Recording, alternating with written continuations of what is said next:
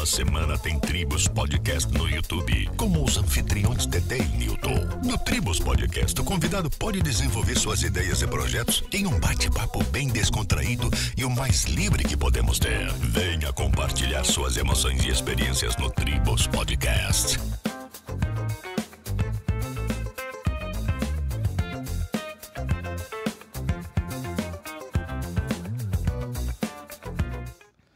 Fala pessoal, sejam bem-vindos a mais um episódio do Tribos Podcast. É um prazer imenso estar com vocês, eu sou o Dedé e aqui do meu lado tá Newton. Engraçado, hoje eu estava assistindo uma aula da faculdade de oratória e sempre que ela falava oratória, ela dava ênfase, igual tu fala no Tribos. Tá fazendo o curso também. O meu eu já fiz há muito tempo atrás, né? O meu, quando eu terminei a minha faculdade de marketing, tinha um pouco bem. sobre isso, né? Engloba muita coisa. Isso, a tonação, né? Que a gente tem que aprender a usar e todas essas coisas, essas estratégias. Mas é isso, gente. Gostaria de convidar vocês que ainda não são inscritos no nosso canal, que se inscreva, deixe seu like aí e ajuda a fortalecer para que o nosso conteúdo chegue a mais e mais pessoas. E o Superchat, Super Gostei tão ativo. E também lembrando o pessoal que a partir de hoje a pessoa pode fazer a doação de estrelinha no Facebook e também no Instagram. Instagram, Deu até uma treta aí, né? Tentaram hackear o nosso Insta. E aí, resolvido, A né? gente conseguiu já fazer os fatores de segurança e tá no jeito. Treta, já perdemos um canal e agora voltando. E muito obrigado, Graciela, por ter vindo aqui, bater esse papo com a gente. Eu que agradeço pelo convite. Em outra oportunidade a gente foi convidado para vir, não deu certo, mas a gente guardou esse momento para hoje. Tudo na vida tem sua hora. E eu estou aqui, eis-me aqui. Obrigada. Isso aí. E eu lembrei que na verdade, o meu primeiro contato foi com teu pai. Agora eu não lembro como que foi. Se foi eu que mandei uma mensagem para ele, peguei o número dele em algum lugar.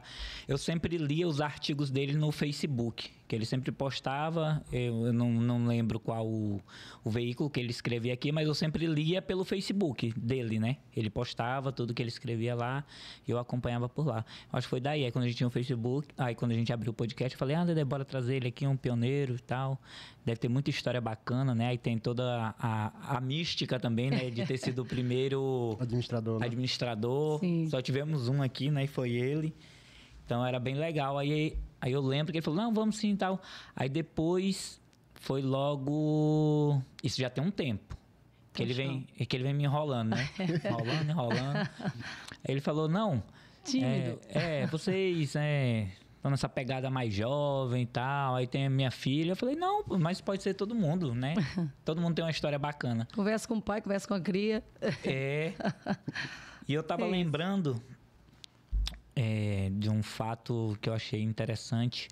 Quando você se propôs, né, na campanha para vir para candidata a vereadora, eu vi uma passagem que a gente fica meio assim, a gente como filho, né? Às vezes a gente não quer... Eu não sei nem como eu posso falar isso aí, mas a questão de sair debaixo das asas dos nossos pais, né? Ainda mais o seu pai, que tem um nome na cidade, tem uma história. E pra ti, entrar assim, com esse nome, com esse peso, como é que foi pra ti? Para mim é uma honra e eu vim para a política para dar continuidade a esse legado mesmo. É uma questão de honra para nós. Eu esperei esse momento, sempre me vi nesse processo, e sempre respeitei, né, o tempo dele, esperei o meu, e a gente sempre conversou sobre isso. Desde muito, muito nova, eu trato de falar de questões políticas e de me ver nesse meio. Quando chegou a pandemia, né, ele disse, não vou mais, eu falei, agora, apesar das circunstâncias, é a hora. E aí eu decidi caminhar, né, por esse caminho da política e com o aval dele, a anuência dele, é claro, porque a gente dá continuidade ao processo. Não é fácil, porque o peso, né, a responsabilidade que a gente carrega é grande. Mas é macio quando se tem ainda, né, a pessoa dele acompanhando, auxiliando, é bom demais. Trocar figurinha com ele, conversar sobre política com ele, discutir questões políticas com ele. E a visão de um camarada de 75 anos realmente é um tanto diferente da nossa. Mas a gente se afina e eu passo para argumentação e quebro o pau e no final a gente consegue se alinhar da melhor forma, sabe? É muito gostoso ser filha do Chico Brito e dar continuidade a esse propósito, né, esse legado que ele começou. Acho bom demais. Mas da outra vez que a gente estava conversando aqui em off... Nós conversamos muito em off. Que não deu para transcorreu. Perfeito. Tivemos problemas de energia. E você estava falando que logo no início, né? 18 anos, tu abriu tua empresa. Você falou da asa do pai, eu saí da asa do papai muito nova. Pois é. Com 18 anos eu comecei a empreender em Parauapebas e a gente abriu a Carango Tintas aqui na Sol Poente, eu e o Anderson, que na época era meu namorado, e a gente começou essa loja, eu tinha 18 e ele 21 aninhos. E a gente percorreu esse caminho dos negócios, do empreendedorismo, e graças a Deus a nossa loja está pertinho de fazer 20 anos e é disso que a gente vive até hoje. Cara, mas é uma Do maturidade... Labutá no comércio. É uma maturidade muito grande, né? Pra assim... Ele também com 21 anos... Era um menino também. Né? Muito jovem pra entrar de cara assim no empreendimento aqui em Parauapebas e manter, né? A maior dificuldade, eu estava conversando com ele hoje sobre isso. O mercado, ele está competitivo, a cidade cresceu, né? Graças a Deus. As coisas vão tomando uma proporção diferente. Não é aquela cidade de 20 anos atrás, obviamente, mas a gente percebe que o mercado é aquecido e as necessidades também são modificadas ao longo do tempo, mas é um grande desafio, é um desafio diário, é um leão por dia. E estar no comércio há tanto tempo é surpreendente até para a gente mesmo, porque você se depara com muitas situações, é um mercado instável também, né? Ora está tudo certo, ora acaba a implantação e as coisas dão uma diminuída, né? O freio e o alto e baixo que é comum, é corriqueiro, está no auge, declinar, está tudo bem, amanhã não mais, enfim. Então, se manter nesse mercado é brabo, mas a gente tem dado conta, graças a Deus. Não, mas assim, né? Porque Parauapebas, ele é muito dinâmico, né? Tem muito essa dinâmica de muita gente vir e ver as oportunidades que são oferecidas aqui, né? E acabar vindo para passar uns 2 dias e já montar um negócio e começar a viver. É terra de oportunidade. Eu costumo dizer que quem tem coragem de trabalhar e consegue se reinventar, se mantém no mercado de Parauapebas. Consegue se destacar em qualquer área, até hoje, que já está competitivo, que já está concorrido, que já tem muita gente, mas o campo é bom. A cidade é promissora, né? Papai veio há 40 anos para cá em busca dessa oportunidade, nunca mais saiu. Para ir embora, não pensa, para viajar, passeia, é um sacrilégio, não gosta de sair daqui nem para passear. Então, assim, a gente vê, né, que, claro, vieram em busca de oportunidade, outros tantos vêm. Eu nasci aqui, nunca saí.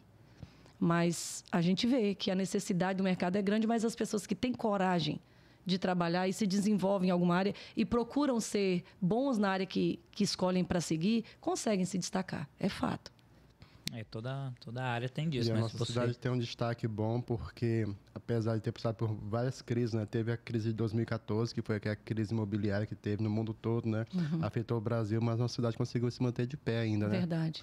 Muito empresário começou em alguns estados, fechar, né? E aqui na nossa cidade em si, o pessoal... A gente conseguiu se manter. Isso. É verdade. E na pandemia, como é que foi?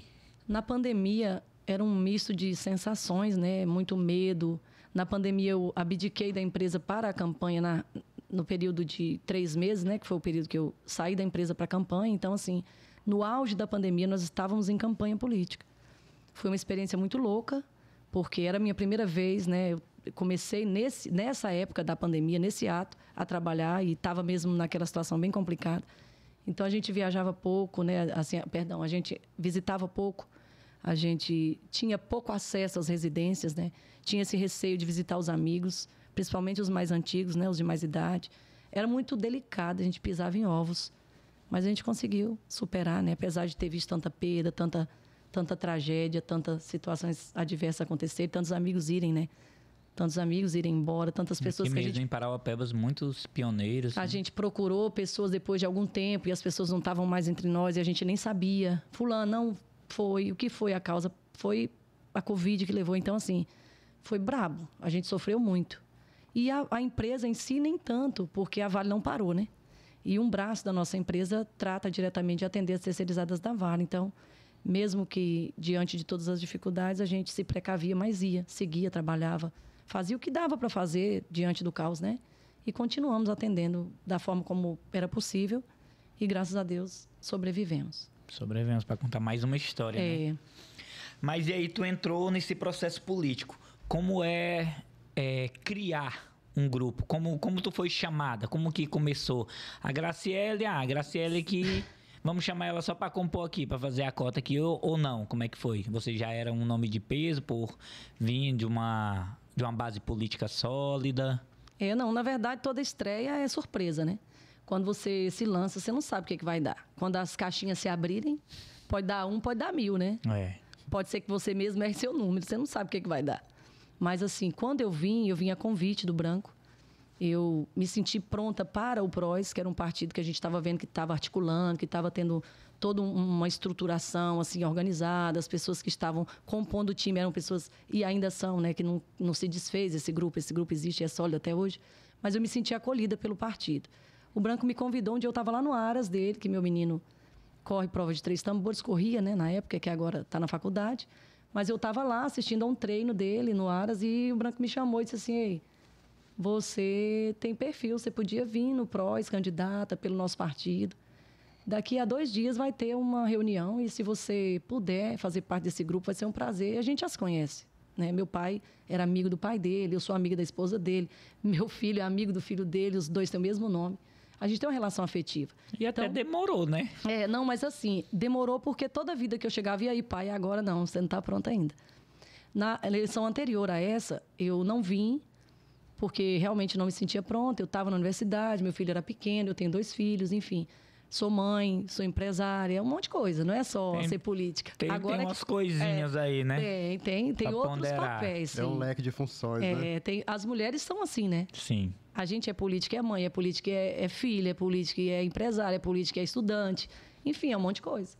E na época eu estava no curso de Direito, iniciando ainda, e não tinha realmente condições de abrir mão de tudo para enveredar por esse caminho da política ainda. Aí, nessa outra, como veio a pandemia, toda essa situação, papai não podia sair mesmo, assim, não tinha jeito. E aí, ele me convidou, faltava pouco tempo para a janela fechar, pouco tempo mesmo. Aí eu disse, olha, eu vou conversar com meu pai, vou conversar com meu esposo, a gente vai tentar se entender, eu quero, sempre quis. Eu sabia que essa hora ia chegar. Eu sempre soube que um dia eu seria política. Por uma questão vocacional mesmo, sei lá. Tem gente que quer, sei lá, conhecer a lua, eu quero ser política. Não é vocação, é desejo. E aí ele me chamou e eu falei, olha, eu quero, mas eu vou conversar, né, pedir ajuda para os universitários e se for para rolar, eu vou nessa reunião. E aí eu conversei com meu pai, nós chegamos a um consenso que realmente era o momento, apesar de ser em cima da hora, faltavam poucos dias para a eleição acontecer. E aí eu fui para essa reunião. Não comentei com ninguém, inclusive a turma mesmo, que já era de alguns conhecidos nossos e tudo, se surpreenderam quando eu cheguei lá nessa reunião. Ei, sou pré-candidata, enfim. Rolou aquele clima assim gostoso, fui bem recebida, de braços abertos, fiquei muito satisfeita com esse primeiro momento. E daí a gente seguiu, registrou a candidatura, desenvolveu um trabalho. Os amigos, alguns acreditaram muito, outros já tinham compromisso com outras pessoas, né? E não puderam vir, estava em cima da hora. E alguns disseram, não vai passar de 300 votos, não vai dar conta do recado, está começando agora, é difícil mesmo. E, para minha grata surpresa, quando a caixinha abriu, tinha 1.036 votos lá dentro, pessoas que acreditaram no projeto, que acreditam em mim, e eu percorri mesmo, fiz caminho pela casa, pela residência dos amigos, enfim. A gente foi batendo na porta e dizendo, ei, você não dizia que eu tinha que ser política, eu estou aqui pedindo seu apoio. Porque eu já ouvia isso. As pessoas dizerem, você nasceu para isso, vai lá, eu vou te ajudar, um dia vai dar certo. Então eu lembrei dessa galera e fui atrás deles. Ei, você não disse que era para ir? Vamos embora, me ajuda aí, pega na minha mão. E assim a corrente foi os elos foram se unindo, né? E a gente desenrolou, foi bom. E na caminhada, assim, o grupo que vai... agregando... que tem a mesma visão que tu tem, né? Que vai pelos anseios que tu tá projetando. Como é que administra? Como é que tu sabe que aquela pessoa é o perfil para caminhar? Não o que vai estar contigo, o que tu vai chegar na casa do amigo e pedir o voto, mas o que vai caminhar contigo, que vai trilhar para fazer junto, né? Isso. Foi muito isso.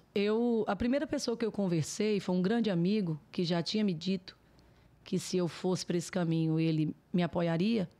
Eu chamei esse amigo meu, Hélito, lá na loja e disse, amigo, é o seguinte, eu recebi um convite, uma proposta de seguir, de caminhar, de ser política e de me candidatar. Você me ajuda? Sim. Então, já era a pessoa que eu conhecia. Na faculdade, conversei com a Leide, uma grande amiga. Amiga, eu estou com essa pretensão, me convidaram, o que você acha? Vamos. Então, essas pessoas que já são do meu ciclo de amizade, que já me conhecem de longa data, é que compuseram esse time. Então, foi muito natural, foi muito empírico isso. As pessoas que eu já conhecia, que eu sabia que poderiam caminhar comigo porque tinham disponibilidade, foram as pessoas que eu procurei. A Vera, por exemplo, é uma amiga minha de infância. Todo mundo sabe quem é a Vera, ela anda pregada em mim e eu nela.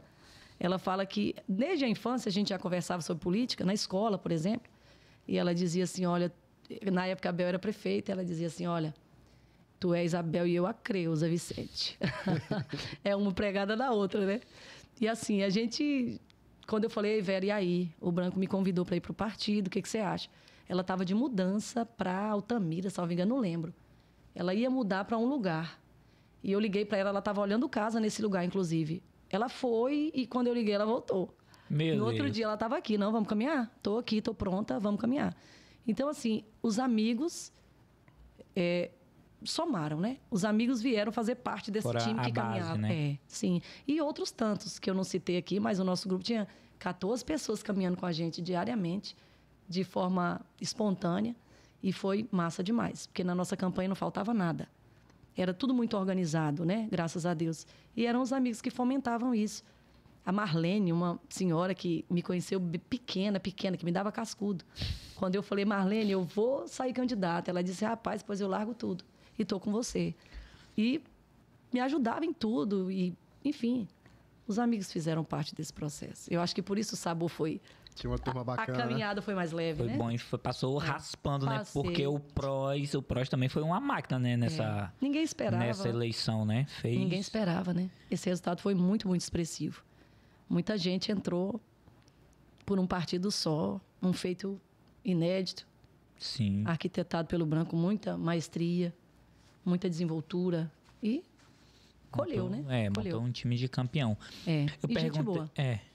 Eu perguntei sobre, assim, como a gente escolhe, né, essas pessoas, porque muito se oferece, né? Na época de campanha, aparece também os políticos de profissão, né? Aqueles que estão sempre ali do lado de um e do outro. E a gente vê muitos saindo por ciumeira ou alguém que se destaca mais. Porque, querendo ou não, é um grupo. Alguém vai fazer um trabalho mais relevante um pouco que o outro e vai ganhar um brilho a mais. É verdade. Como é que... você, como a candidata, que é a estrela maior, né? Mantém esse grupo coeso, sem estar com esse ciúminho, sem... então eu vou pro outro lado. Então eu vou com o outro. Graças a Deus, até hoje, ninguém falou para mim desse grupo que ia pro outro lado, não. Sempre ficaram firmes, né, conosco.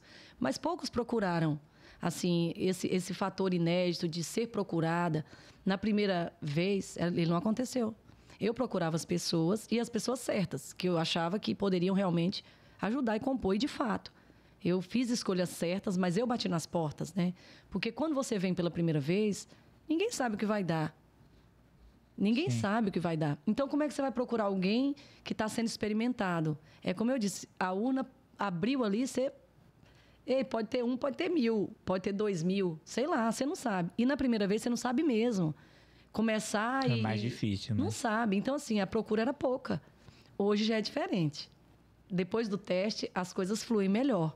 E aí a gente também toma esse cuidado de bem selecionar. Não que a gente seja melhor que ninguém, não. Mas a gente tem um projeto que tem que ser arquitetado e organizado por pessoas que pensam como a gente pensa. O caminho ele tem que ser trilhado por pessoas que queiram o mesmo que você. Se você encontra pelo seu caminho pessoas que querem o mesmo que você chega, não tem erro. Não tem erro, é inevitável. Mas você também tem que se dar o trabalho de fazer essa seleção, de escolher. Porque se você quer chegar bem e quer desenvolver um trabalho, você não pode ficar pelo meio do caminho. E as pessoas têm que ser boas também, não tem jeito. E o meu time é bom, cara. O povo é bom. É porque, sim, que bom, né? O povo é bom demais. Vocês, são 1000. Durante as caminhadas, né, que a gente também vê de outros candidatos, né? Tu deu sorte, porque eu vi muita gente pulando de um lado pro outro, né? Pingando. Pingando. Então, por... assim, questões pessoais, né? De não almejar aquilo que queria dentro da campanha, caso obtivesse o êxito. Perfeito. E também por essa questão que eu falei aqui de ciúme, o outro faz a mesma coisa que eu, mas faz com maestria. E eu tô ficando para trás, tá apagando meu brilho, me sufocando. E uma campanha é grupo, né? Verdade. Quem tem o melhor grupo é mais fácil chegar lá na frente. E a gente vê um desses caras que faz isso muito bem aqui, é até o nosso prefeito Daci, né? O cara é bom, vai fazer... Sabe compor. Tem quem tem as suas críticas a ele, todos têm, mas falar que o cara não é um político nato, né? É difícil. Eu bato palma para ele quando é na campanha, a quantidade de pessoas, né? De ideias que ele consegue agregar na campanha dele. A essência de um político, a meu ver, é gostar de gente e não dar ousadia à fofoca. E isso Daci faz muito bem. Ele gosta de pessoas. Você vê aquele brilho, aquele vício no olhar, né? Quando você é político, você gosta de gente. De resolver problemas, obviamente, né? Pessoas têm demandas, têm situações que precisam ser resolvidas. A cidade inteira também tem, os bairros também têm, as ruas têm, enfim. Mas quando você gosta de gente, você imprime a sua alma naquilo. E a pessoa, o político que gosta de gente, ele já sai na frente. Porque as pessoas vão entender que aquilo não é fake. As pessoas vão saber que ele está ali pelo processo, pelo projeto, pelo resultado e pelas pessoas. Então, assim, isso é fundamental na carreira de qualquer político. Ter grupo é importantíssimo, o grupo tem que ser bom, sim. Mas o político, ele se perde pelo meio do caminho se ele não gostar do processo político e se ele não gostar de pessoas. Não tem como. A pessoa não se mantém se ele não gostar de gente. E você sabe. Quando você conversa com alguém, você olha no olho, que é uma necessidade de um político, conversar alinhado, né? Estou falando para você, Dedé, estou falando para você, Nilton. Quem sou eu? Então, é esse olhar, né? Direto, olho no olho. Tem gente que não dá conta disso. Normalmente, se você não enxerga a altura do outro, se você não consegue penetrar no olhar do outro, você já não gosta de gente. Você já tem aquela... Já é introspectivo, já é fechado. Como é que você vai dar conta do processo? Não é fácil. Então, é parte do processo isso. É necessário, né? E aí, o resto vem por acréscimo. Mas agora você está no serviço público. Sim, estou servindo pela primeira vez. É uma funcionária nossa. Como é que está sendo a seu dispor. Essa experiência nova, né? Sair do âmbito, né, da empresarial, né? E ir para... Na verdade, a condição de ser empresária, ela promove um senso de organização. E quando a gente fala, por exemplo, de pessoas enciumadas, por exemplo, né? As pessoas enciumadas, desempenhando funções e mal satisfeitas porque tem outro que brilha mais, o senso do empresário, a noção da gente, ela provoca o interesse de saber o que você tem de melhor, o que você faz de melhor e te colocar no lugar certo. Se a pessoa que desempenha uma determinada função, ela nasceu para aquilo, ela está no lugar certo. Uma pessoa organizada pode fazer uma agenda, uma pessoa desorganizada não pode, né? Então, assim, são elementos. Uma pessoa que não dirige tão bem não pode ser motorista. Então, assim, uma pessoa que não é boa com a conversa, com a fala, enfim, não é desenvolta, não tem como ser vendedor. Então, assim, nessa esfera do privado, a gente já consegue ter essa noção. Alocar as pessoas nas devidas funções delas, naquilo que ela nasceu para fazer. Todo mundo tem dom. E o dom de cada um é organizado a função que ele exerce. Aí ele vai ter sucesso, né? E no caso da... O que nós estávamos falando?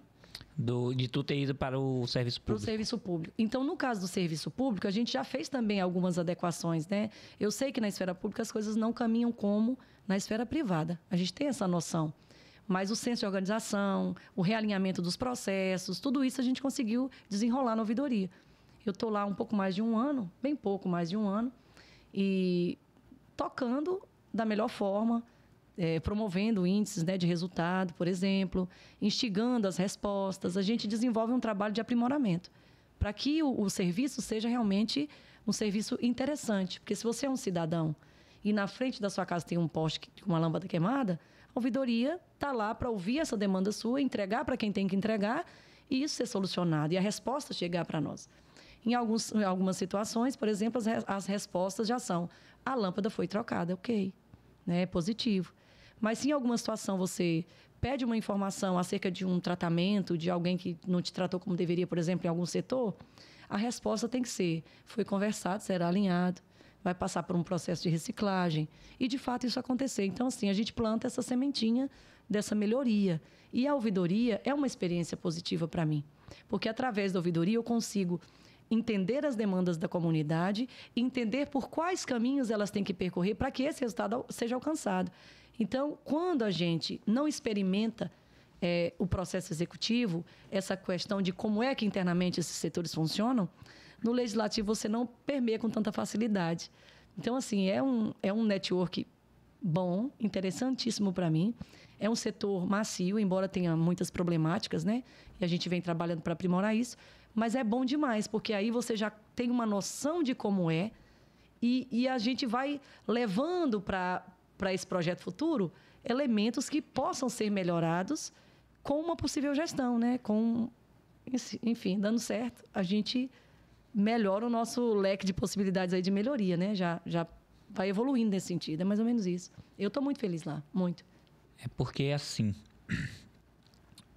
até durante as últimas campanhas a gente viu de empresários, né? Que deixaram o ramo, foi um up que mudou completamente a estrutura política do país, eu vejo assim, porque veio muito médico, veio mais advogado.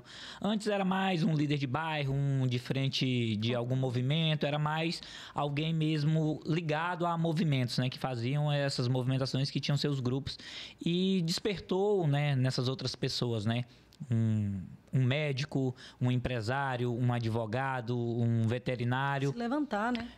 Essas pessoas mudaram. E dessas que chegaram, ou que não chegaram, mas que ganharam um cargo público, como é o seu caso, depois, né, passado o tempo, saindo, a gente viu que eles pregavam que o serviço público não é como eles pensavam, né? Nunca é, na verdade, né? Mas para eles que saíram do mundo corporativo, acostumados a resolver problemas rápido, a cortar o nó de Gordon... Perfeito. Né? Não tentar desatar e fazer amarras para lá e para cá, não. Chegar e cortar e resolver o problema. Ficou muito difícil para eles, né? Muito, muito, muito difícil mesmo. É tanto que poucos que ganharam esses cargos públicos conseguiram se manter muito tempo porque... Não dá conta. Não dá conta. A verdade é essa. Fica engessado, fica amarrado, porque o serviço público é muito disso, né? Tem muita gente mandando, mas pouca culpa, né? Se não dá certo... Tem muita gente mandando, mas pouca gente vai levar essa culpa aí. Beleza. E o serviço público pode errar infinitamente, porque vai ter sempre o cidadão para tapar esse buraco. Diferentemente da gestão que você faz na sua empresa, que você não pode cometer erro. Sim. O mínimo erro vai pesar no bolso. Até já vai... erra, mas dói, né? Quando erra, já fica de aprendizado que não vai acontecer jamais uma próxima vez. Porque a gente é o skin the game, né? É botar a sua pele, né, em risco. No serviço público não tem isso. Todo mundo manda, poucos obedecem, né? E no final dá isso aí que a gente tem aqui, não só no Brasil, mas em todo lugar, né? Na verdade, quando a gente se propõe a realizar um trabalho, a gente tem que se empenhar para que seja a sua melhor entrega, né? Dentro das possibilidades que a gente faz o possível e o impossível para contribuir. E no setor privado, é uma casinha menor, né? É uma responsabilidade limitada que vai culminar num resultado imediato. Na esfera pública, não. É um mundo. E eu, dentro desse mundo, represento uma pequena fatia, mas se as pessoas que se envolvem no processo político têm esse interesse de promover essa mudança dentro do seu espaço, de uma forma ou de outra, esse todo vai ser melhorado. Porque a esfera é muito maior. Na gestão privada, o mundo é pequeno. Na gestão pública, é um mundão vasto, com muitas e muitas problemáticas. Então, qual que é a intenção? É imprimir a sua marca e fazer o seu melhor. Entregar realmente. Se todo mundo que estiver lá tiver esse compromisso com essa entrega, as coisas vão ser diferentes. Ninguém muda o mundo, mas faz sua parte, né? E é mais ou menos isso. Quando você se doa e percebe o que precisa ser melhorado e se condiciona aquilo... Talvez esse resultado ele não seja imediato, como na empresa, por exemplo. Na empresa, os resultados são imediatos. Lá, nem tanto, na esfera pública. Mas esse passo, esse caminhar, essa organização, ela tem que ser fomentada. Porque senão nunca vai sair do lugar. As pessoas não vão sair do lugar. Cada um tem que chegar e falar, ei, esse é o espaço, esse é o meu espaço, e eu sou aqui essa pessoa que vou entregar o meu melhor. Vai melhorando, vai fluindo, né? Porque, gente, é coisa demais. Mas dentro do seu espaço, a sua obrigação é fazer a sua parte, dar o seu melhor, né? É mais ou menos isso. Eu não vim para a política com o intuito de transformar o mundo, mas de entregar aquilo que eu posso, né? Verdadeiramente entregar aquilo que eu posso. É mais ou menos isso. É esse senso que a gente tem. Eu dei vontade de rir porque eu fico imaginando, tô chegando do serviço privado, todo empolgado, agora não vou fazer... Aí meta, bati a meta. Aí o pessoal que chega lá e fala assim, mais uma aí que... que não vai resolver muito. Não é que não vai resolver. Empolgada demais, não sabe como é que funciona aqui, né? Entendi. Porque quem já tá lá há mais tempo, de pessoas concursadas, não sabe como é o processo lento, demorado, arrastando, quase... E a gente chega de fora querendo resolver, querendo mudar o mundo. Claro, né? A gente tá lá, afinal, tá lá pra isso, pra mudar. Mas a gente muda, a gente faz, a gente melhora. Só que não é tão rápido quanto na esfera privada, mas dá certo, dá certo. Em outro momento eu vou te apresentar as estatísticas e o que é que a gente já conseguiu evoluir nesse 1 ano de ouvidoria, mas é satisfatório. Quando a gente se organiza e imprime esses dados, a gente observa que é satisfatório. O número de ocorrências, de memorandos, manifestações, aumentou muito depois que a gente chegou lá. Deu um salto mesmo. E, em contrapartida, as respostas também são positivas. Então, dentro do que a ouvidoria tem a obrigação de entregar, a gente consegue entregar mais. As pessoas confiam porque sabem que serão respondidas, né? Porque sabem que, de algum modo, a gente vai conseguir aprimorar esse serviço.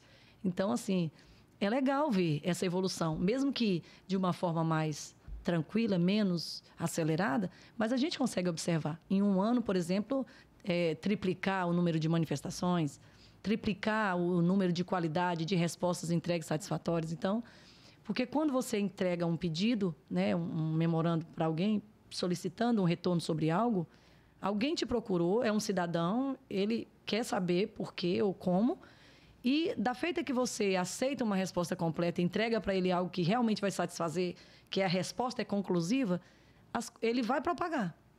Mesmo que em menor esfera, mas vai, né? Porque aquilo que dá certo é propagado. Olha, eu passei por isso também, e acionei e deu certo. Eu precisei resolver essa situação junto à gestão e eu consegui resolver por intermédio da ouvidoria, depois de ter me manifestado. Então, isso naturalmente também vai evoluindo o processo. É como eu disse, a gente não consegue mudar o mundo, mas a gente consegue fazer a nossa parte. É o objetivo maior. E você vê realmente melhorar quando você quer. Tudo na vida depende do interesse da gente. Se você consegue se organizar, enxergar onde você quer chegar e não tem preguiça de ir, não tem erro, gente. Dá certo. Em qualquer lugar, receita. É o método... Faz a nossa parte com excelência, dá certo. Vai dar certo, com certeza. Vai fluir, não tem como. É o método Bernardinho. Todos nós queremos chegar lá, né? Mas poucos se propõem a levantar todo dia cedo e fazer o caminho. Atrás, trilhar o caminho. Querer é uma situação, poder é outra situação. E atrás está pelo meio do caminho, né? Isso. E a gente, nessas nossas caminhadas aí, 2024 já chegou aqui em Parauapebas, né? Na política. Pra ti. Tá palpitando. Pra ti também, né? Que já entrou, né? Já foi picado aí pelo bichinho da política aí. Bichinho danado, que depois que bate na gente, a gente não consegue mais se livrar. Que coisa, né? Mas é bom, né? Quando eu fui pedir a anuência do meu esposo, né? Conversar com ele sobre isso, eu falei, meu bem, recebi um convite, quero seguir, se você segurar a peteca, porque eu saí da empresa para enveredar, né, pelo caminho da política, ele teve que ficar segurando as pontas, fazendo o serviço dele e o meu. Então, tinha que ser conversado também. Em casa, com o menino e tudo. E aí eu falei para ele, só que tem um detalhe, é um caminho sem volta. Eu vou, mas eu não vou voltar. Hoje a empresa é o meu primeiro ofício, amanhã a política vai ser. Então, a gente tem que estar preparado para isso, né? E esse bichinho picou e eu não parei mais não, continuei. Eu não perdi, eu deixei de ganhar e continuei a minha batalha para alcançar esse objetivo que... Tá bem aí, né? Tá bem aí, tá batendo na porta.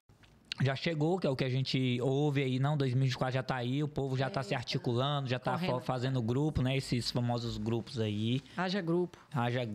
E tome grupo de WhatsApp, tome gente te enfiando em grupo 24 horas. Aí é amigo, tu não quer sair. Sai de noite, menino, sai 2 horas da manhã, mas sai, pelo amor de Deus, não tem memória pra isso. Meu Deus do céu, o povo aí, tu fica com vergonha chega de o sair. celular, trava. Aí tu sai, tu ainda tenta sair uma vez. O cara fala, mas por que tu saiu? Aí te tu liga assim, de novo, tirando satisfação. Vou te colocar de volta. Não, fica tranquilo, vou te colocar de volta. Mas aí, como é que tu tá enxergando esse nosso cenário aqui já para 2024? De fato, eu acho bom já tá começando essa movimentação, essa articulação, porque meu maior inimigo na eleição passada foi o tempo. 90 dias. E, enfim, não tinha jeito. Levantava às 5 horas da manhã e deitava 2 horas da manhã. E no outro dia era 5 horas da manhã de novo. E assim a gente ia.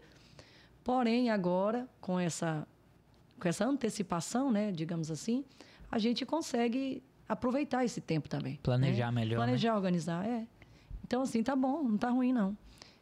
Claro que as estratégias, né, cada um tem as suas, e, enfim, mas é positivo. É positivo caminhar, conversar, se entender, alinhar, rever quem você não via, para não ser aquele candidato de... Ei, menino, tô aqui. Rapaz, só vem aqui de 4 em 4 anos, moço. Eu não quero isso na minha vida, não. Tu deve ter ouvido muito isso, né? Porque tu foi em cima da hora. Não foi, não? Não. Eu digo porque tu foi em cima da hora. Não, aí gerou outra conversa. Já rapaz, chegou mas de agora, surpresa. Agora, moço, já fechei com fulano. Rapaz, e agora? Rapaz. Não tem jeito. Aí esses que já tinham fechado com fulano e que disseram que não tinha jeito, foram os primeiros que eu procurei, porque eram fiéis, né? Então, a gente já fez essa triagem. Mas é isso, é correr atrás e, enfim, tá bom, o tempo tá não, tu tá muito otimista, Graciela. Eu tô feliz, eu tô sentindo que vai dar certo. Como é que a gente renova esse entusiasmo depois de uma caminhada dessa e passar... De matar... Não, independente do resultado, né? A gente dá o nosso melhor naquilo que a gente pode. Aí, é claro que todo mundo entra numa campanha para ganhar. Vi poucos que entraram para dizer, não quero ganhar, vou entrar só porque eu gosto de caminhar mesmo. Ninguém merece, né? Como é que a gente renova essa vontade, principalmente essa vontade de querer participar de novo, fazer parte do processo e também motivar aqueles que estavam com a gente, né? Porque, querendo ou não, quem perdeu, vamos pegar quem perdeu, né? A gente trabalhou tanto, a gente caminhou tanto e, infelizmente... Não, na verdade, o que é esse entusiasmo? É nato. Nem todo mundo perde e continua, não. Tem gente que perde e não aceita mais continuar porque não está preparado para perder.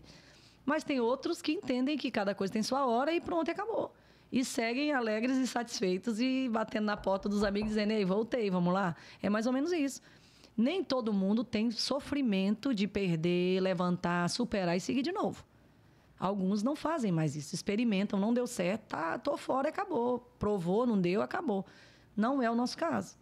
Eu continuo alegre, satisfeito, indo atrás do meu povo e tranquilo. Então, assim, vai muito de cada um, daquilo que cada um deseja. Eu não sei se numa próxima, se essa taca vier, se não der certo, eu vou ter esse mesmo gás. Tem gente que não, né? Tem um amigo nosso aí que, desde o primeiro pleito, eu lembrei, é candidato. O Josemir, eu até conversei com ele uma outra vez, ele falou que participou de 8. Sim, de todas, até onde eu sei. Cara, o cara tem que ter não gosto nem de falar essa palavra, mindset. Que quem tá assim uma palavra, fala assim, mindset é coisa de bobo, esse papo de mindset. Mas, assim, ele tem que ter um mental muito forte. Tem que ser muito positivo. Juntar os caquinhos após cada eleição. E se reinventar, né? Porque tem que se reinventar. Para agregar, para manter. O que faltou, né, para mim. Porque se você tem um grupo e não chegou, ele precisa ser ampliado. E para você manter esse povo que não chegou, que se chateou porque não deu certo, também é outra situação. Então, assim, é se reinventar o tempo todo. E eu tiro o chapéu para ele. É um camarada que surge das cinzas e taca o pau para cima e é alegre, satisfeito. E a rindo enfim, tem esse contágio, né? Gosta do processo de estar pelo meio, deu certo, beleza. Então, é mais ou menos isso. Nem todo mundo tem essa resiliência, né? Eu tive a oportunidade de conversar com ele. Eu acho que faltavam uns 20 dias antes de terminar a campanha. Topei com ele, a gente começou a conversar. Aí ele, alegre, entusiasmado, falou, não, dessa vez eu vou. E não é que foi? Não, vai falar assim, toda vez tu falou isso, né? Não é possível que tu entrou. Mas ele tava com uma convicção tão grande assim, né? A gente vê pela história dele, né? De vir tantas vezes e continuar. Não, dessa vez eu vou entrar. Dessa vez eu tô no grupo certo e tal. O grupo é bom e dessa vez eu vou entrar. E ainda bem, né? Conseguiu. Que, falando de grupo, né? De composição partidária, esse grupo nosso, ele é sólido e coeso. Nós passamos pelo processo, uns ganharam, outros não, claro. Mas a gente se mantém firme, né? Então, isso é interessante. É um grupo ativo, de pessoas que se comunicam, que se gostam, que a gente fala um do outro pelo meio, mas se o outro vier dizer, a gente já fica puto, sabe? É mais ou menos assim. Só nós fala de nós. Só a gente fala da gente. Não tem esse negócio, não. Não aceita fulano. Não, parou, tá errado. Vamos fechar aqui Sabe? É um grupo muito, muito bacana. E a gente tem contato, e a gente se fala. É massa demais. É legal. E o PROS, né? União Brasil. Se desfez, né? Se desfez não, na federação. Perfeito. Juntaram e agora a União Brasil. E tu tá ocupando o cargo de vice-presidente. Estou. Eu era vice-presidente do PROS e nesse projeto novo eu estou vice-presidente do União Brasil, porque além de experimentar esse desejo de ser, né, que a gente também tem que experimentar o processo e essa organização partidária também, porque é interessante. Quando você está envolvido no meio, assume função em diretório, você consegue visualizar essa questão partidária com mais clareza também. Porque a política ela é um jogo. E para você entender esse jogo, você tem que estar no meio dele, né? Você tem que entender as partes. E dentro do processo e estando nessa composição é muito legal, porque você tem uma outra noção, uma outra visão sobre o processo político, porque os partidos são fundamentais para o processo político acontecer. Então, eu estou lá e acho bom também. Provoco reuniões, enfim. Eu tava Adoro. lembrando de um tempo atrás, quando eu era moleque, que ia para as campanhas, né, para o showmício, e tinha aquele movimento partidário também antes da sociedade, e deu uma esfriada dos partidos em si. Não tem mais aquele... Como posso dizer? Aqueles eventos chamando mais o povo também para se filiar, só se filiar agora na próxima de eleição, né? Quem tem interesse, né? Isso, mudou bastante. Como é que a gente traz a nossa população de novo para perto dos partidos, para entender o que a gente defende, quais os nossos princípios? Ou não está mais por isso? As pessoas vão só pelas pessoas que estão no partido, o partido o que eu já ia dizer. Já perdeu a relevância? O partido, em sua totalidade, não perdeu a relevância, porque ele é o meio pelo qual se alcança esse objetivo maior. É necessário, é fundamental. Mas as pessoas vão pelas pessoas. Eu ia te dizer isso mesmo. As pessoas, elas procuram o foco nas pessoas e você acredita naquilo que combina com você. Enfim, você se identificou comigo, nós somos simpáticos, as minhas propostas te interessam, as minhas propostas também seriam as que você teria, enfim. Então, nessa aliança é que constrói essa questão. Então, assim, independentemente do partido político em que as pessoas se encontrem, as pessoas, os amigos vão se aliar, enfim, vocês estão entendendo mais ou menos? Não sei se eu fui claro. Sim, eu entendi. Mas assim, o que eu acho, né? A minha forma de ver, as pessoas não visam partidos, elas visam pessoas. Elas focam nisso. Elas focam nisso. Desde o PT, né? Que foi o último grande partido que realmente as pessoas votam por ideologia. Sim. Agora, o showmício era bom. Showmício era bom mesmo. Showmício animava pra caramba. Ixi, eu que era adolescente, nem gostava de ir. Saía da escola. Daqui para já ia direto. Saía da escola, acho já que ia. O último que eu fui... Não matava a aula, não, foi mas quando teve aqui esperava em acabar. frente ao mercado antigo. Ali era bom. É o último que eu fui. Rapaz, era incrível. Não, showmício era bom. Trazia LS Jack. Não veio dizer que não era bom. Showmício era bom. Animava pra caramba. Eu fiquei triste que acabaram. Não acho que mudava muita coisa, não. Mudava. Dependendo da atração, realmente, sim, né? E é muito mais gente. Assim como aquelas longas carreatas, né? Eu faço uma hoje, tu faz outra amanhã. Se a tua for maior do que a minha, tu tá forte, eu não tô. E aí, a pessoa ia se... né? O direcionamento era mais ou menos esse, né? Não, a carreata que tiver maior é o cara que tá mais forte, é ali que nós vamos. Tinha muito disso. E aqui o show que for melhor, a atração que é melhor, normalmente é mais fácil para quem...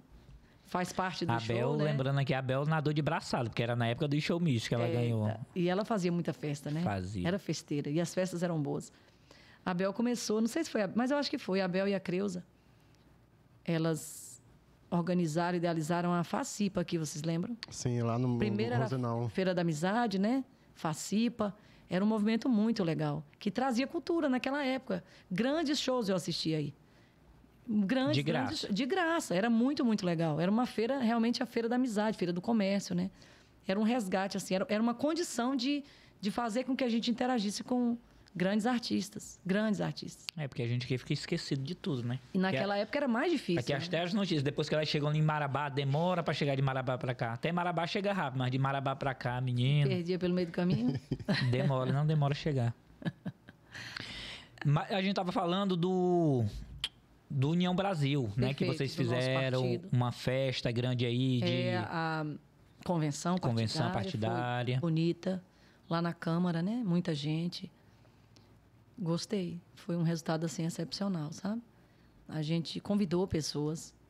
E, como você perguntou, o que a gente faz para resgatar essas pessoas que queiram ver políticos falando, né? Porque agora, sem o show, que era o atrativo, é difícil. Mas a gente conseguiu ali naquela ocasião reunir muita gente. Eu lembro que um dia anterior eu falei, Branco, nós vamos ter que colocar um telão lá fora, porque tem que fomentar isso, não vai caber. Será? Não vai caber, as pessoas estão dizendo que vem e vem mesmo. E foi surpreendente. Tinha muita gente lá fora, muita gente lá dentro, e as pessoas foram realmente para entender o que era esse movimento do União Brasil em Parauapebas, né? Muitas pessoas novas no grupo também, pessoas excepcionais que estão compondo o grupo, fazendo parte agora. É aquela questão que a gente estava conversando. Vai crescendo, vai encorpando, né? As pessoas vão procurando e a gente vai... O time vai crescendo e foi uma convenção, assim, excepcional. Muito, muito bem organizado. O Celso Sabino esteve aqui na ocasião, prestigiando o nosso evento. Enfim, foi maravilhoso. Repercutiu bem mesmo. Foi positivo. Eu lembro, eu fui... Entrei lá no plenário, mas fiquei pouco tempo. Tava quente, menino. Quente, gente. Calor humano.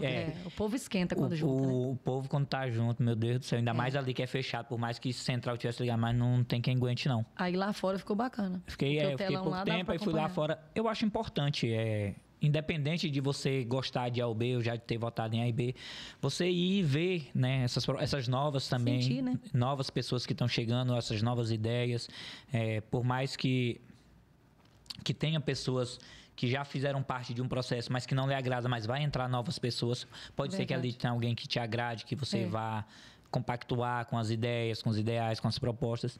Eu não sei, eu acho que seria... melhor para nós aqui de Parauapebas, se bem que aqui é bem aguerrido, só que eu acho que é aguerrido demais. O pessoal briga muito, mas não tá participando muito, não tá vendo todos os lados, só olha o seu lado. Porque compreender o processo dá trabalho, né? Dá trabalho. Dar opinião, soltar uma opinião no vento é fácil. Mas a compreensão de como é que está o cenário, a compreensão de como é que as coisas estão realmente acontecendo, né? Entender o que é o momento que a gente está vivendo, por exemplo, é necessário. Se a gente é daqui, está aqui, não quer sair, e a política é fundamental no processo, como é que você se ausenta dessa responsabilidade e quer cobrar um resultado? Não é difícil. Eu votei em fulano, mas eu não sei nem que dia tem sessão, eu não sei o que ele já fez, o que ele propõe. Então, assim, vota no cara, joga ele lá e também não cuida, né? Então, é uma via de mão dupla. As pessoas têm que, sim, se interessar pelo processo político e por conhecer os políticos que estão aí nos representando, entender o que está acontecendo, para numa próxima saber se realmente aquele voto foi positivo, se aquela pessoa te representou ou não. E se não te representou, de 4 em 4 anos tem essa oportunidade de renovar. Você não, meu amigo, já te deu a oportunidade, não deu certo, bola para frente. E sempre experimentar. Sempre experimentar. Sempre vai ter gente nova. Sempre vai ter gente nova disposta a encarar. Se esse não deu certo, por que eu vou repetir? Vou incidir no erro? Não vou. Então, as pessoas também têm que se interessar. Não é só jogar lá. Tem gente que não lembra, gente, para quem que votou. Tem gente que não lembra. Você pergunta para quem você votou? Para vereador, que é uma campanha próxima da pessoa que vai na tua casa, que pega na tua mão. Porque é a única campanha que te dá essa oportunidade. De olho no olho. É essa. E a pessoa não lembrar, pegar do chão, catar... Gente, é coisa errada isso. Eu canso de ver, saindo para votar, eu canso de ver pessoas se agachando para apanhar um santinho para entregar o voto ali naquela oportunidade. Da cara mais bonita ou daquele que... Não sei. Então isso tem que mudar. Eu lembrei agora da caverna de Platão, da coleção dele, A República, que é o seguinte, né? Tá todo mundo ali preso numa caverna, né? A pessoa não consegue sequer... Virar, né? Tá sempre olhando para cá. Atrás tem uma parede e uma fogueira. E passa mais sombra e as pessoas só veem aquela sombra. Só vê aquela sombra, aquela sombra, aquela sombra. Até que alguém, né, lá mais doido, quebra esse paradigma de ficar só olhando para ali e acreditar que aquilo ali é a vida que ele tem que ter. E acaba que consegue virar a cabeça e ver uma luz. Ao ver essa luz, né, ele fala, opa, tem mais coisas aqui. Não é só isso. Ele consegue quebrar a corrente, sai em busca dessa luz, né? Desbrava, né? Isso. É o cara que, no caso, é o filósofo que está em busca do conhecimento. Mas aí como surge o político, né? O político é aquele que viu a luz, entendeu qual é o processo e volta para resgatar esses que estão lá na escuridão, que é esses que pegam o papelzinho do chão. Perfeito. Né? Esses que não conseguem enxergar lado, a política e ver que ela é a ferramenta que a gente tem para mudar o contexto que a gente vive, atual, ou seja lá qual o momento que for. E já melhorou muito. E pior já foi, né? Então, seguindo por essa perspectiva de que pior já foi, a gente vai persistindo, tentando ser agente promotor dessa melhoria, né? Desse avanço. Tem um amigo meu, conversando com ele no carro ontem, Jorge, ele me disse, eu falei, não sei o que foi que a gente estava conversando, ele disse assim, o político tem 2 armas a seu favor, ou não, a depender dele ter ou não ter. Eu falei, o que, Jorge? A primeira arma é o tempo e a segunda é a voz. Eu achei lindo isso. E, de fato, o tempo e a voz. Você dedica o seu tempo a conhecer pessoas, a mostrar quem você é, a pesquisar, a tratar de propor algo novo. E, para que isso aconteça, você tem que ter voz. Saber se posicionar, saber se organizar, saber compreender esse mundo que está mudando, né? E caminhar. Então, é isso. Político, de alma, caminha. E, continuando no raciocínio, como desvirtuou, né? Eu falo assim, desvirtuou assim, porque também eu vou jogar aqui o outro lado, que eu vou falar, política é tudo igual. Chama, não é. Né? Não é. A gente Não sabe é. que não é, mas acabou-se por isso, né? Os erros de alguns, é mais fácil a gente colocar o erro do que o acerto. Ou então jogar tudo num balaio só, né? É mais prático, né? Porque olha só a concepção do político. É o cara que vai em busca da verdade, da sabedoria, do conhecimento e volta para resgatar aqueles que lá estavam estão na com escuridão, ele no seu aguardo. E que não conseguem. Simplesmente, ele falou, não, é por aqui, é o caminho, eu vou trazer melhorias pra gente, vamos juntos, né? E o quanto se desvirtuou, né? A gente tem uma classe política que são, assim, os poucos que se salvam ali pelo meio, aí você dá aquele... Mas tem muitos errados que acabam contaminando o pensamento de muitos, né? Tipo, ninguém viu a Graciele política, né? Nunca teve um cargo... E, Graciela é igual a todo mundo aí. Foi igual a todo mundo que chegou. É igual esses aí que estão aí, não sei o quê. O fulano também. Não, isso aí é tudo igual. É por isso que eu vou, na hora de voltar, eu pego o meu papelzinho lá do chão mesmo, porque não faz diferença pra mim. Outro dia eu fui numa reunião de empresários, de jovens empreendedores, na casa de um amigo, na empresa de um amigo meu. Ele promove esse evento e é muito bacana. E lá eu disse, na minha fala, eu contei, tem um momento lá, cada um fala o que é, o que faz... E nesse dia eu fui refletir sobre o que eu estou fazendo mais. Porque não advogo. Sou mãe só nas horas vagas, né? Porque o tempo está corrido. Tem as empresas, enfim. Mas o que é o meu ofício primordial hoje? O que eu faço mais? É ser política. Então eu fui falar de tudo aquilo que eu sou, de tudo aquilo que eu sou na vida, né? De todos os papéis. Mas eu não podia deixar de dizer que eu era política. E depois eu fui refletir sobre isso. Falar que você é político não é brincadeira. As pessoas te olham torto. E cada vez mais, aquele que se propõe a fazer tem que dizer: eu sou político, eu trabalho esse direcionamento. Eu faço isso de ofício, é o que eu mais faço na vida, é política, é movimento. Isso não é brincadeira. E para uma mulher, mais complicado ainda. Porque nesse cenário político, os nossos espaços eles são suprimidos. A gente está sempre em desvantagem. Seja por uma questão obrigatória de cota, né? Essa cota é o que nos resguarda, mas é sempre o mínimo. É engraçado. Os partidos não lançam além desses 30% de mulheres. A provocação desse movimento ela é muito difícil. Algumas se dispõem, outras tantas não. E quando a gente observa mulheres excepcionais desenvolvendo políticas, a gente entende o potencial. Não desmerecendo os meninos, né? Mas a gente consegue ter uma sensibilidade maior de observar com aquele olhar de amor, sabe? Com aquele talento, com aquela leveza. É um feeling diferente, é um tato diferente que a gente consegue alcançar. E tem muitas mulheres políticas excepcionais, inclusive na nossa região. Eu gosto de dizer, outro dia ela repostou o que eu disse a respeito dela no Instagram, que ela é minha referência. E que assim seja. Mas a Josemira, uma mulher talentosíssima, está aí ocupando um cargo de prefeita na nossa cidade de Canaã dos Carajás, que cresceu, eu estava vendo aí no grupo de empresários, 189%, né, de 2010 para 2022. Deu um salto, assim. Bombou, né? Canaã bombou, tem muita gente lá. muitos habitantes. E as problemáticas, elas vêm também, né, nesse passo da agonia, né? A cidade cresce, os problemas vêm junto, mas com muita sabedoria, muita tranquilidade, ela está dando conta do recado e de uma forma, assim, maravilhosa. Tu bateu exemplar. Num tópico que agora eu fui refletir aqui. Na campanha passada, a gente não teve candidata mulher a prefeito, teve? Não. Não, né? Tinha a Meire de vice do Catalão, que eu me lembro. Mas, assim, pegando também...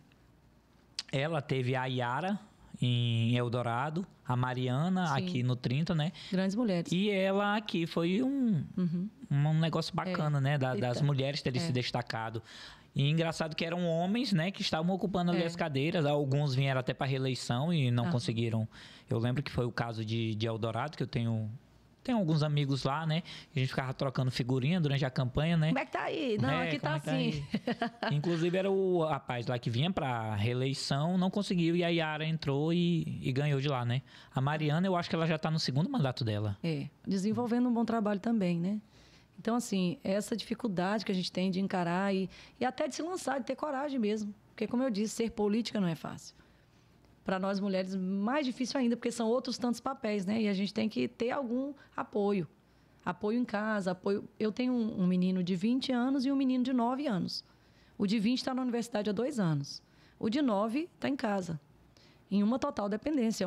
É um bebê, né? Para mim, é um bebê, é um menino. Até o de 20. Então, o de 20 é o meu bebezão e o de 9 é o bebezinho. Mas, assim, as responsabilidades são muitas. É o lanche do menino, é a compra para casa... Tem dia que a moça que me auxilia lá em casa há 7 anos liga para mim e fala: se não trouxer o sabão hoje, infelizmente, eu não vou ter condições de lavar essa roupa. Não tem jeito. Ou você para o que você está fazendo agora e vai para o mercado, ou vai parar tudo aqui. Porque não tem suprimento, não tem jeito. Eu falo, rapaz... Então, assim, é muito complicado. A gente se lança, mas sabe que um monte de lacuna fica para ser preenchida e o tempo vai sendo consumido. E a gente tem outras tantas coisas para fazer. Então, eu sei que não é fácil. Mulheres se levantarem nessa direção. Porque tem que ter todo um apoio, um aparato por trás, né? Por exemplo, na empresa eu saí, meu esposo ficou. Mas eu sou aquela que lida com as empresas de maior porte, ele e os pagamentos, a parte financeira, e ele cuida das compras, e ele cuida do operacional, enfim. Nessa hora, eu saio, ele tem que fazer tudo. Então, se ele não dá conta de cumprir com esses papéis que eram desempenhados por mim, vai dar BT, vai ter problema. A empresa vai sentir em algum ponto. Então, a gente vai, mas tem que ter braço, tem que ter apoio. E não é fácil, mas é necessário. Mulheres têm que se lançar e têm que dizer: eu sou política e estou nesse caminho para desempenhar essa função e dar o meu melhor. Não tem jeito. É importante. Aqui em Parauapebas eu fiquei até um pouco triste, porque só uma conseguiu se eleger diretamente, né? É uma tristeza muito grande, porque... Essa cota de gênero, que agora virou cota mesmo feminina, né? Porque já pegou a cota feminina, porque realmente priorizam mais os homens, até por que tu falou. Além dessas questões que tu falou, tem outras questões femininas da mulher, né? Que também... Tem mulheres que tem, quando estão perto da menstruação, não dói a cabeça, dói tudo, não quer ver nem a cara do santo perto, né? Dói Como tudo, é que dá conta, cólica. Né? Ainda tem esse imbróglio ainda. Então, eles até entram também nesse bolo as questões femininas da mulher, né? Sim. E as poucas também que dão a cara para se lançar, como tu falou, as que colocam-se à disposição também, né? A gente sabe que é a competição não é... Como que eu posso falar? Rola uma ciumeira? Não é de igual, porque tem muito... Não é justo. Não é justo, porque tem muito mais homem competindo. Sim. Não é? É igual eu e o Dedé largar numa corrida que ele e você, né? Não vou chegar. O nosso corpo é mais adaptado para essa corrida, né? E nós estamos também em maior número. Pode ser que a gente faça aqui uma parceria aqui para te passar para trás. Derruba lá. Isso mesmo. Dá uma rasteira nela e deixa lá. Puxa uma corda. Isso. É mais ou menos isso.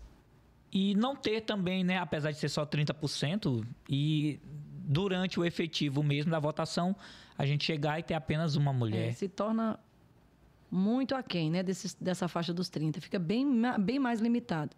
E realmente, é a pouca expressão aí, né, desse time. Na passada, a gente tinha 4 mulheres vereadoras. Joelma, Kelly Adriana, a Eliene e a Cisa. Francisca Cisa. Né? Então, tinha 4 mulheres e... Tava mais bonitinho. Tava legal, né? Assim, vamos colocar assim, não tava bom não, mas a gente tinha ali essas mulheres ali defendendo as pautas delas. E a gente chegar nessa campanha agora que foi aquém, né? Porque também da pandemia e tudo, e só se eleger uma mulher. Eu fiquei triste, porque a gente precisa também dessa representatividade. Até nós homens também, porque tu falou, tem os trejeitos da mulher, né? E na política eles também são bem-vindos, porque tem os olhares, tem o que vocês entendem mais. Engraçado, tá confirmando aí. Tô confirmando.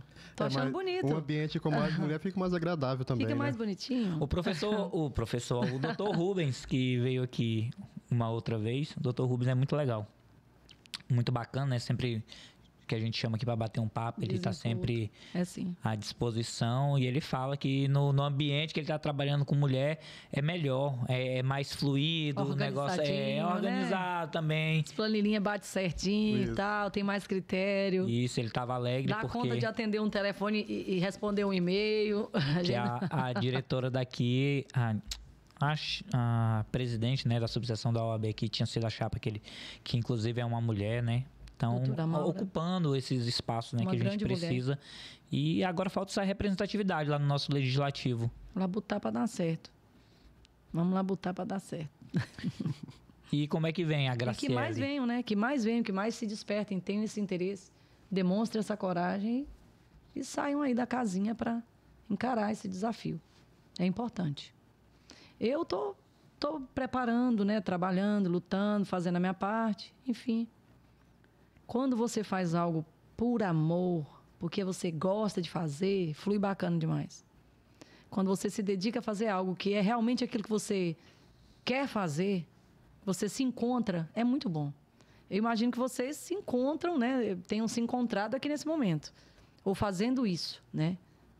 Trabalhando esse podcast, esse bate-papo, né? Essa desenvoltura. Se você faz isso com amor, você faz da melhor forma. É bom. O tempo passa, você nem vê. Bom, às vezes sai não bom, sai, né? Sai sim. Sai legal. Sai legal. Porque você faz com amor. Você sai para fazer algo que você se dedica porque você gosta. Então, tem que gostar também. A gente tem que achar o caminho, né? Encontrar a nossa motivação. Aquilo que te inspira. Aquilo que te faz bem. E quando você trabalha nisso, acha isso e segue, né? Fica bom. Você faz por amor. No tempo passa que você nem vê. Às vezes, meu esposo liga e fala assim, ei, você já tá vindo? Tô. Aí, encosta ali, chega um. Vamos conversar, precisamos... Tá, e começa. O tempo vai passando, você nem vê. Você falou que já estava vindo, mas eu ainda tô. Mas não chega nunca. Qual é? Não chega nunca. Não, calma, vai dar certo, porque eu encontrei fulano. Ah, porque eu encontrei ciclano. Uma caminhada da casa da minha mãe na Rua B, na praça, outro dia, durou 1h40 minutos. 2 quadras. Porque, com a graça de Deus, eu fui encontrando um tantão de gente que eu não via há muito tempo. E eu tinha que parar. E tinha coisas que precisavam ser ditas. Então, não tem como. E eu me lembrei, quando eu era pequena, saíamos eu, meu pai e meu irmão nesse mesmo trajeto. De casa para praça. Também demorava 1h30, às vezes até mais. Eu ficava ali empolgada, assuntando. E meu irmão chorando. Eu vou voltar. Bora logo. Eu vou voltar. Eu não aguento mais, eu não vou chegar lá. Então, assim... Não é que ele esteja errado e que eu esteja certa, mas cada um tem seu jeito, né? Não adianta. Cada um tem seu gosto. E esse menininho também é daqui. Nós somos 2 filhos de Parauapebas. Os filhos de Francisco também são filhos de Parauapebas, né? Os 2 filhos de Francisco. Os 2 filhos de Francisco. E ele forma agora. Pela 2ª vez, está se formando em medicina. Nós estamos felizes demais. Papai já está lá para essa festa. Eu, se Deus quiser, daqui uns dias chego também. Quero compartilhar, né, com ele esse momento. E a gente fica muito feliz com essas conquistas, né? E a maior preocupação que eu tenho é, menino, tu volta? Volto.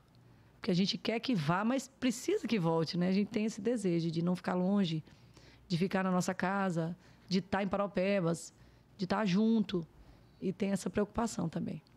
Porque você fica com medo. Depois que vai de achar Minas Gerais melhor. Depois que vai para uma cidade grande aí, menino neguinho não quer vir para interior nem com reza de padre. Tem que vir. Principalmente depois que se forma, né? Ele quer vir. E eu fico esperando e instigando também. Que dia, meu filho, que você vem? Já formou, pode arrumar e pode voltar, né? Eu acho que vai chegar um momento aqui na nossa cidade, que digamos que a maioria dos profissionais formados, né, a medicina, a psicologia, vai ser tudo free de Paraupebas. Meu sonho. Vai ser um sonho para todo mundo, Meu né? sonho. Porque geralmente vem de fora, né, antes. Não tinha, mas não tem jeito. Tempo, vai eu tenho 38 anos e sou nascida aqui. A cidade tem mais ou menos 40 de existência, né? Que meu pai está aqui há 40 anos, vai fazer agora. E a cidade tem 35 anos de emancipação política. É essa geração aí que já está se organizando e voltando. Já tem muita gente trabalhando, desenvolvendo atividades, né? Que se formaram e voltaram. E é bonito de ver. Quando eu chego num lugar que a pessoa fala com... Outro dia eu recebi um rapaz, Tiago. Ele foi me apresentar um projeto e eu achei lindo. Porque na camisa dele tem a bandeira da nossa cidade. Uma camisa bonita de uniforme, o nome da empresa dele, que é o sobrenome do pai dele, Matias.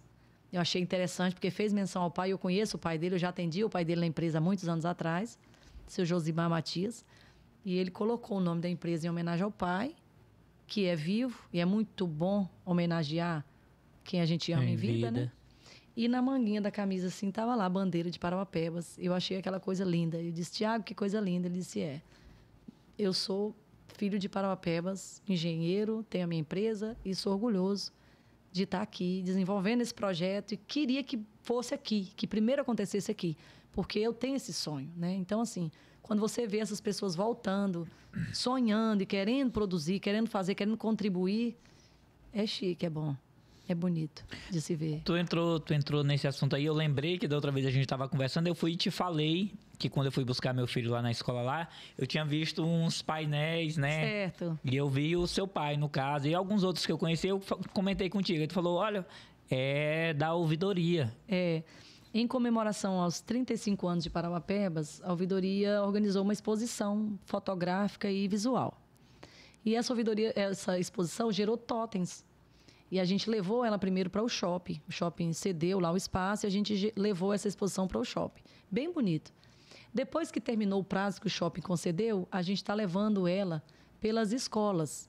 E aí tá nessa escola, por hora, na primeira escola, né? Escola de tempo integral. Isso, lá no Paulo Fonteles. Ela tá lá no Paulo Fonteles. Vai ficar lá até depois das férias. Passadas as férias, a gente leva para outro lugar. Por fim, a gente entrega para um ponto fixo, porque é um material que ficou muito bom. E lá tem um QR Code que a pessoa direciona no celular e vai para um ambiente virtual que foi criado para receber os vídeos dessas pessoas. Ali está a fotografia do pioneiro e dentro desse ambiente o vídeo dela contando a história dela, o porquê que ela veio, como é que ela está hoje. Porque é o que eu estava dizendo, é a necessidade de, em vida, promover isso. Necessidade de, em vida, homenagear. E foi a primeira vez que nós fizemos esse trabalho, mas a gente vai dar continuidade a ele dentro desse ambiente também. Ouvindo histórias de outros pioneiros, encorpando esse movimento, porque nós precisamos valorizar os pioneiros de Parauapebas. Não só porque o meu pai é pioneiro e foi o primeiro administrador e tem um legado, enfim, não é só por isso. É porque outros vieram carregando seus sonhos e moldaram essa cidade. Construíram, moldaram, deram forma, e essas pessoas têm que ser respeitadas, valorizadas, né? Outro dia eu encontrei com um senhor ali na feira do Rio Verde e ele estava falando para mim, olha, eu cheguei aqui em 1986, ele é dono de uma casa de livros. Eu não sabia que existia isso aqui. Quando a gente caminha, a gente conhece coisas novas, né? Eu vou pegar aqui só para eu lembrar o nome. As descobertas. As descobertas. Casa Livraria dos Escritores Locais. Olha que trem mais lindo. É o box 58 lá da feira do Rio Verde. Foi aquele que foi vigilante da Escola Irmã Doce. Ele foi vigilante lá? Isso. Lá ele me apresentou esse livrinho. Ele conta a história da nossa cidade em cordel e conta a história do meu pai. Também nesse ato, né? Passa pela história da cidade, a história dele. Então, ele me mostrou, leu, enfim. E eu achei, assim, lindo o trabalho. E são coisas que a gente só observa se caminhar e tem que prestigiar. Prestigiar os vivos, né? Valorizar. E a gente faz esse trabalho. Começamos e vamos dar continuidade, porque é uma necessidade. Falar deles e valorizar eles. O nosso mundo de hoje está muito digital e muito rápido, né? A gente está passando, está esquecendo as nossas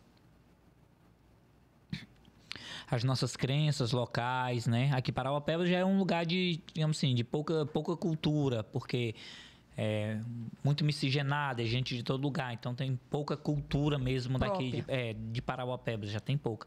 E nesse mundo agora que é do 30 segundos de vídeo, que tu é só passando o dedo aqui, passando o dedo, não, acaba perdendo essa essência que a gente tem, né? E a gente não pode perder e deixar acabar. Sim. É muito legal isso. Faz parte do nosso também. DNA. Sim. E eles precisam receber as honrarias necessárias, né, em vida. É necessário isso. É principalmente esses que estão aí dizem, olha, eu nunca fui ouvido, a minha história nunca foi contada, se amanhã ou depois ele não vai estar mais aqui, um terceiro conta já não é do mesmo jeito. Se você conta a sua história, você tem autonomia. Se um terceiro conta, já não é mais a mesma coisa, já é diferente. A vivência da gente não tem como outro falar, outro contar. Então, vamos aproveitar esse gancho e dar continuidade também a esse trabalho. Muitos disseram, eu não fui contemplado, meu pai, também pioneiro, meu avô, meu tio. A gente vai continuar nessa teia, fazendo esse trabalho. Continuar capturando, né? Buscando essas pessoas que vão contando essas histórias para a gente poder dar corpo a esse projeto. Para não mentir, dos vários que tinha lá, tinha bastante, eu acho. São 35. Tinha bastante banner lá.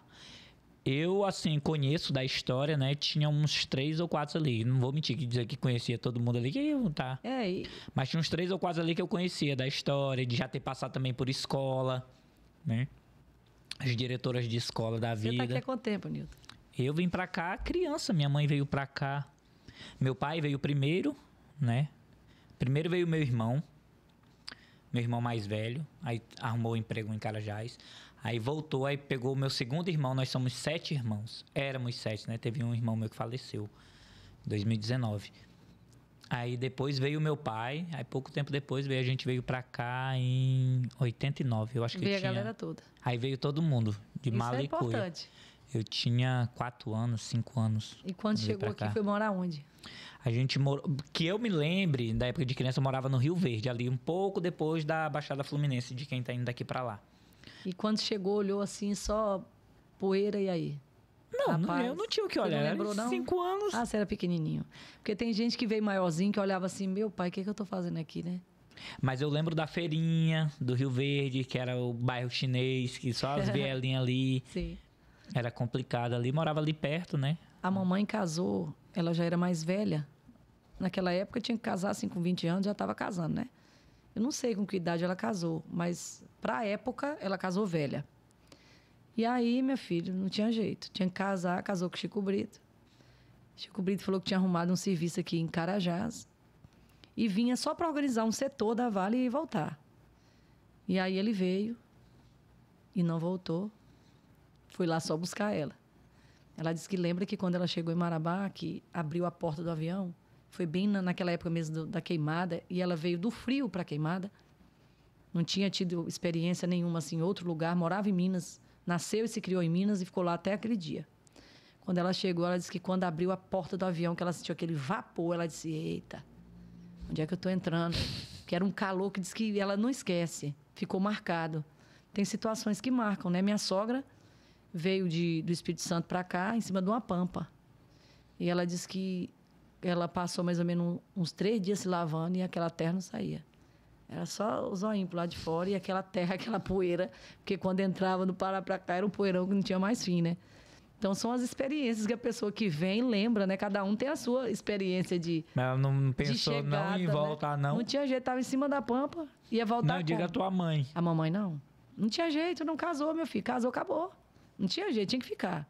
E aí ele foi se envolvendo, foi nomeado, ficou administrando, e ela junto, não teve jeito.